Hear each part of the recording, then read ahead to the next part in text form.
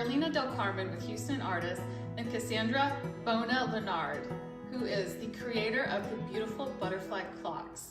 So Carolina, let's start with you. Tell us about Houston artists, what y'all are doing out there in the community, and how we all can get involved. We work with all medium artists, with all, I like to say, behind the scene creatives as well. And so we work with musicians, photographers, visual artists, performing artists, a little bit of everything. So our events are curated just as they come. We do have gallery exhibits that we do, and we help promote artists and also help them sell their artwork. Cassandra is a creator of these beautiful butterfly clocks. She doesn't just do butterfly clocks. She does amazing artwork that has to do with butterflies. She does other artwork as well, and we would love to share all of these beautiful creations that she does. So Cassandra, tell us, how did you get started in the world of art? Okay, so I started painting oils and acrylics during my college years. And it was a hobby, but I found it very therapeutic. I was very passionate about painting. I entered the corporate world of finance and accounting, but all the while I was painting as a hobby. So I've been painting for about 20 something years now. It wasn't until about 7 years ago that I decided to incorporate real butterflies into my art. I just became fascinated by the species. So I learned to work with real butterflies. I learned the process of preserving them, using them in various art forms. So I started with cloches, glass domes with ornate butterfly designs. And then I went to shadow boxes, wall art, just using different exotic butterfly species from all around the world. And I was always striving to do something different with my butterflies.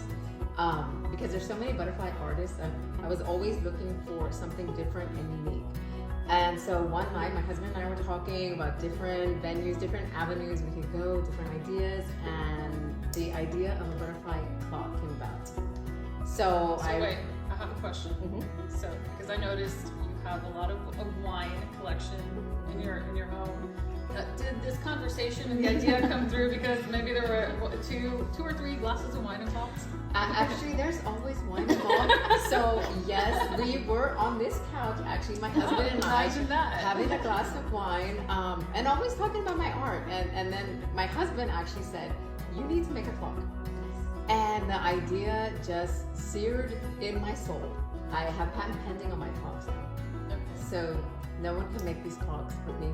With each new clock, I strove to make it different. I strove to make it better and different designs. So some are traditional, some are contemporary, some are that just mid-century, different styles. Use different materials for like the backside of them.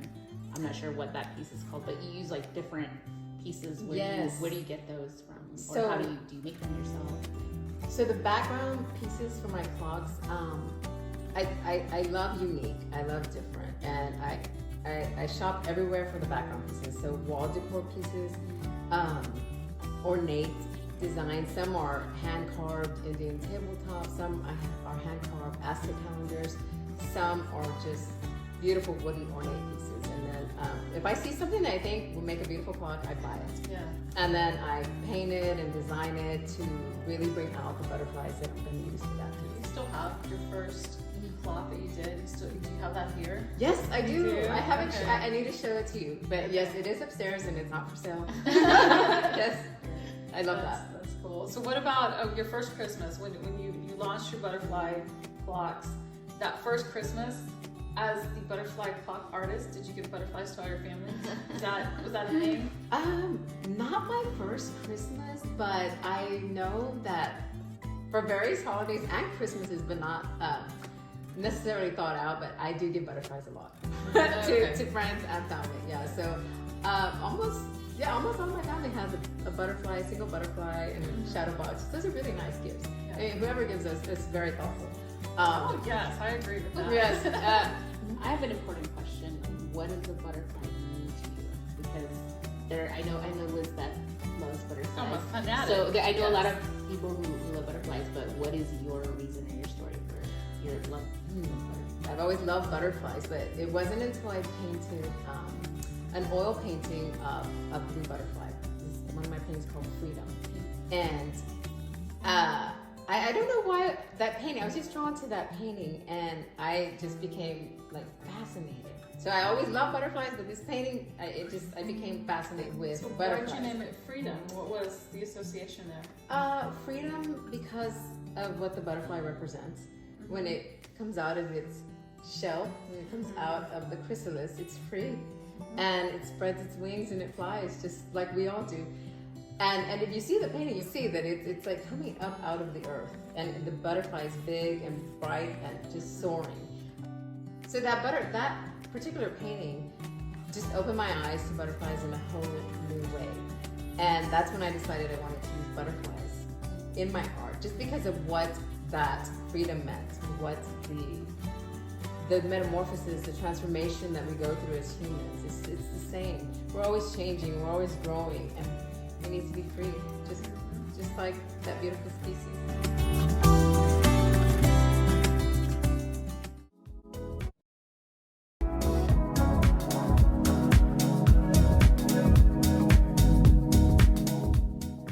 And how long do butterflies last for? Well, in my art, they last forever. So I preserve the butterflies, and they do last forever in all my pieces. So they're heirloom pieces. You can hand them down to generation. But their lifespan, unfortunately, yes, I didn't want to ask earlier, but yeah. I knew. The lifespan is very short for a butterfly. So typically, on average, it's probably just a couple of weeks. So what I do, I really feel like I'm bringing them to life. There you go. Through my art. I like that tie. No, I like that tie. Thank you. Yeah, that's beautiful. And you're very involved with butterfly conservation efforts in the U.S.? Yes, so I'm a part of NABA, the North American Butterfly Association, and they strive to bring enjoyment of butterflies to the public. They're involved in conservation efforts, so I support the group. And also I get my butterflies. They're all sustainably sourced, and I get them from butterfly farms around the world. So I'm doing my part to help increase the population of butterflies. So Cassandra, I've got this preserved butterfly, but I found out recently that it's not 100% a real butterfly. So I would love to know about the process that you go through with the butterflies. Are they part real, part manufactured? Do you paint on them to enhance their color? Do you spray some sort of a solution so that they'll last forever? Tell us about that process. Okay, so that is a very interesting question because I've been asked many times about this process. So my butterflies are all natural. They're all real, 100% real. They come to me dried. So I go through the process of hydrating the butterflies. After they're hydrated for about 24 hours, they're ready for me to work with. So they're flexible, they're pliable. I then go and spread the butterflies. So I have insect boards and I have insect pins. Insect Pins, boards? insect spreading boards. Spreading boards. Insect for insects. He's a biologist. Entomologist, yes. Entomology stuff. Yes, exactly. It's really exciting. I spread their wings using special insect pins and forceps because their wings are so delicate. So you have to have special forceps. So I let them sit in that state for about 4 days, and after that state, after they set for about 4 days, they're ready for me to use in my art.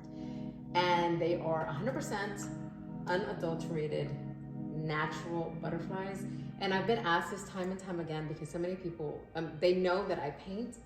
They think I paint the butterflies. I asked that question. Yeah. I do not. Or at least like retouch them or something because they're so vibrant.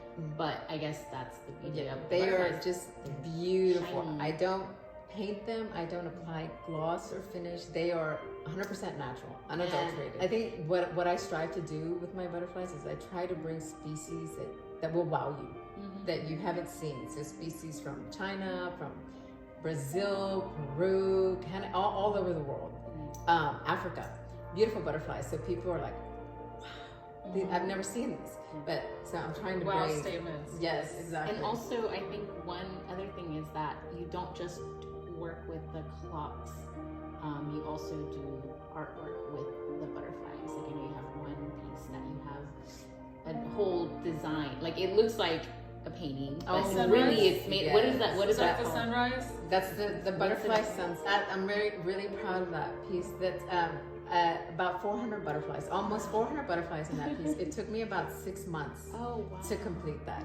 But yeah, I'm proud of that one. That is- So that's part of, yeah, I don't just do clogs, I don't just do paintings, but I try to do different ways. different avenues. There's so many things that you can do. Have you thought about incorporating other types of insects like dragonflies? Dragonflies are very beautiful. Have you thought about working with dragonflies also?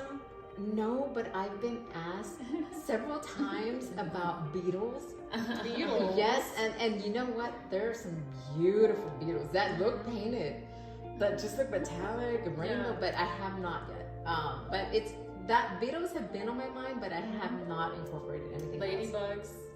I don't know if y'all knew this. Fun fact, ladybugs are vicious. They bite. I don't know if you knew this. I found that out just a few The hard months way, ago. right? No, a friend of mine. Got bitten by a I ladybug? didn't believe it. It's true. They're supposed They to. bite. They're horrible little creatures. See, butterflies don't bite. Butterflies don't harm no. anyone. No, they don't. They're just You beautiful. you use moths as well. I do. One of my favorite moths is the Madagascar sunset moth, and it has the most amazing, vibrant colors. There's blue, gold, bronze, orange, yellow. It's just stunning. I have one cloth to show you. It's stunning. Yeah, that would be great because I think there might be a little misconception. Well, they're sometimes that related. Yeah, but it just looks like a beautiful butterfly. You wouldn't even know the difference. Well, let's go check out those clocks. Okay, let's All right. go.